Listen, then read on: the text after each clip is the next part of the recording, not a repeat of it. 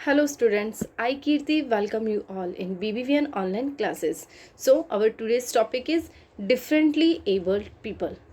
Okay हमने अपने sense of touch sense of smell के बारे में पढ़ा था कि एक नॉर्मल जो इंसान होता है, नॉर्मल पीपल जो होते हैं, वो अपने सेंस ऑफ जो सेंस ऑर्गन्स होते हैं उनकी हेल्प से जितनी भी एक्टिविटीज़ होती हैं वो सभी कर पाते हैं। बट यहाँ कुछ लोग ऐसे भी होते हैं जो नॉर्मल लोगों के हिसाब से काम नहीं कर पाते हैं, वो उनकी तरह वो सारी एक्टिविटीज़ नहीं कर पाते हैं जो कि हम सभी जो नॉर्मल पीपल होते हैं वो कर पाते हैं। तो वो लोग कौन होते हैं, आज हम उनके बारे में पढ़ेंगे। So let's start. Open page number 13। All of us are born with different abilities.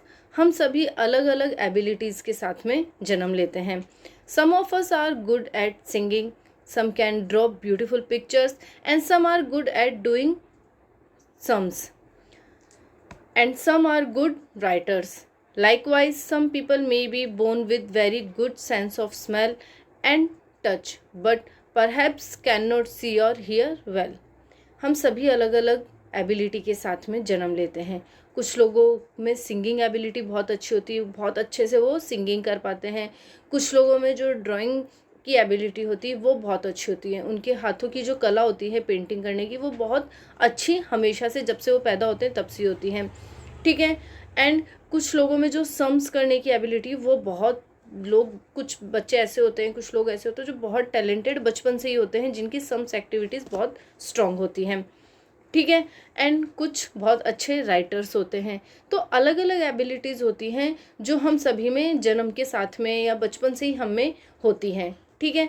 अब कुछ लोग ऐसे भी होते हैं जिनका sense of smell and sense of touch बहुत स्ट्रांग होता है, लेकिन उन्हें ना तो दिखाई देता है ना वो सुन पाते हैं। तो उन लोगों को हम क्या कहते हैं? People who can not hear, speak and see are called differently abled people. जिन लोगों को दिखाई नहीं देता है, सुनाई नहीं देता है, और जो लोग बोल नहीं पाते हैं, उन्हें कहते हैं स्पेशल पीपल या फिर डिफरेंटली एबल्ड पीपल, जो कि अदर पीपल से अलग होते हैं। We should learn to communicate with them and help them feel comfortable and love. तो हमें उनके साथ किस तरीके से कम्युनिकेट करना चाहिए, ये हमें पता होना चाहिए, क्योंकि ऐसे लोगों को extra love and extra care की ज़रूरत होती है। तो इन लोगों के साथ किस तरीके से डील की जाती है जिससे वो कंफर्टेबल फील कर पाए, बिकॉज वो हम लोगों से बहुत अलग होते हैं। Visual impairment. Visual impaired people use their sense of touch to read and write. They use a special system known as Braille. It is coding system where 6 raised dots are arranged in a particular sequence, and each sequence represents a letter of the alphabet. This was developed by Louis Braille in 1824. जो blind people होते हैं, जिन्हें दिखाई नहीं देता है, आपने कई अंधे लोगों को टीवी में या किसी मूवी में, सीरियल में देखा होगा कि जो ब्लाइंड पीपल होते हैं वो इजीली अपनी लाइफ को, जो हम जैसे नॉर्मल लोग होते हैं उनके जैसे जीते हैं। कैसे? बिकॉज उनके लिए एक स्पेशल स्क्रिप्ट बनाई जाती है, एक स्पेशल मेथड बनाया जाता है, जिसकी हेल्प से वो भी हमारे जैसे पढ़ पाते हैं, रीडिंग कर पाते हैं और अपनी लाइफ को नॉर्मल जीते हैं। वो कैसे? जो ब्रेले स्क्रिप्ट होती हैं, जो किसने बनाई थी? लुइस ब्रेले ने। कौन से ईयर में? 1824 में। 1824 में लुइस ब्रेले नाम का एक साइंटिस्ट था, उसने ब्रेले स्क्रिप्ट लिखी थी जो कि ब्लाइंड पीपल के लिए थी। अब ब्रेले स्क्रिप्ट किस तरीके की होती हैं? ब्रेले स्क्रिप्ट में अल्फ़ाबेट्स रेज डॉट्स में होते हैं। जो ब्लाइंड पीपल होते हैं वो अपने फिंगरप्रिंट की हेल्प से उसकी रीडिंग करना सीखते हैं, और वो हर डॉट को एक स्पेशल जो पैटर्न होता है अल्फ़ाबेट्स का, उसे वो टच करके फील करते हैं कि ये कौन सा अल्फ़ाबेट है, और इस तरीके से वो बुक रीडिंग वगैरह करते हैं। ठीक है। तो ये थी ब्रेले स्क्रिप्ट, जिसमें जो ब्लाइंड पीपल होते हैं, ब्लाइंड पीपल ब्रेले स्क्रिप्ट की हेल्प से रीडिंग करते हैं। Okay, so I hope is it clear now. Braille, जो लुइस ब्रेले थे वो कौन थे? Louis Braille was born on 4 January 1809. He gave the visually impaired or blind children an opportunity to read and write by creating Braille.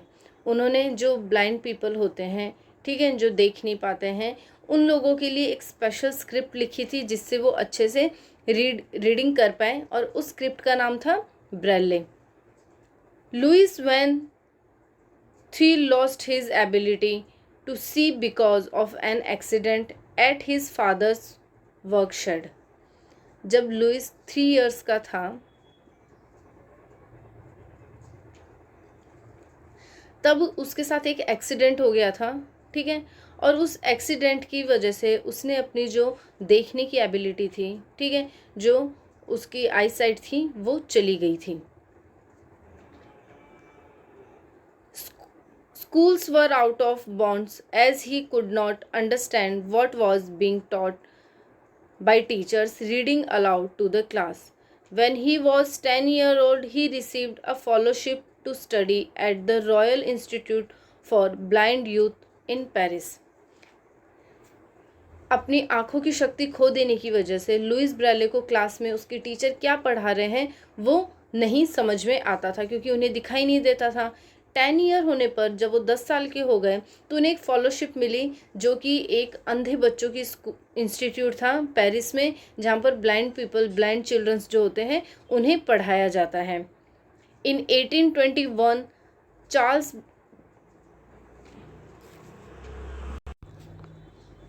Barbier, a former soldier, visited the institute and shared his invention called night writing, or writing in code language for soldiers to share secrets information without speaking on the battlefield. 1821 में Charles Barbier जो एक formal soldier थे, उन्होंने उस institute का visit किया, और वो उनका एक इन्वेंशन था नाइट राइटिंग और राइटिंग इन कोड, की कोड लैंग्वेज में किस तरीके से सोल्जर्स लिख के जिससे उनकी जो इन्फॉर्मेशन है वो बिना बोले पहुंच सके, ठीक है, उसको किस तरीके से लिखा जाए।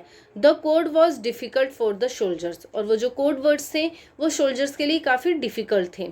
It was not for 12 year old Louis, ये 12 साल के लुइस के लिए नहीं थी। ही वर्कड ऑन इट, फिर भी उसने उस पर काम किया, and developed a style of dots and symbols that the blind could fill with their fingers and read. और उसने इन डॉट्स की हेल्प से और ये जो सिंबल्स होते हैं वो बनाए, जिसकी वजह से जो अंधे लोग होते हैं वो उन्हें टच करके आराम से रीड कर पाए और उन्हें समझ पाए अपनी फिंगर्स की हेल्प से। In 1829 he published the first ever Braille book. 1829 में लुइस ब्रेले ने अपनी बुक पब्लिश की थी जिसका नाम था ब्रेले बुक, ठीक है, उसकी बुक का नाम था Braille book. Then there was no looking back, he added more words and symbols to the Braille text. फिर उसके बाद में धीरे धीरे लुइस ब्रेले ने अपनी बुक में new symbols, new methods, new words add करने लगे। This 12-year-old perseverance paid off, though Louis could not experience it in his lifetime. Braille has spread worldwide, bringing educations to millions who are visually impaired. फिर धीरे धीरे जो Braille book है वो काफ़ी ज़्यादा यूज़ में आने लगी, और काफ़ी सारे इंस्टीट्यूट जो ब्लाइंड पीपल के लिए होते हैं, और धीरे धीरे इस ब्रेले स्क्रिप्ट को हर इंस्टीट्यूट में पब्लिश किया जाने लगा, हर इंस्टीट्यूट में भेजा जाने लगा, जिससे जो विजुअल इम्पेयर्ड पीपल होते हैं वो आराम से रीडिंग कर सके, आराम से वो भी नॉर्मल लोगों के जैसे पढ़ पाए। सो स्टूडेंट्स, ये थी लुइस ब्रेले की स्टोरी कि किस तरीके से लुइस ब्रेले ने अपने एक्सपीरियंस से अपनी लाइफ के जो उनकी लाइफ में जो एक बहुत बड़ी कमी थी कि वो अंधे हैं, उसके साथ उन्होंने जीना सीखा, और जो अंधे लोग हैं, जो ब्लाइंड पीपल हैं, उनको उन्होंने रीडिंग के लिए एक स्क्रिप्ट लिख के दी जिससे उनकी लाइफस्टाइल ईजी हो सके। So that's all for today. Your chapter 2 is now complete, and in our next video we will solve our exercise. Okay, so have a good day. Thank you so much.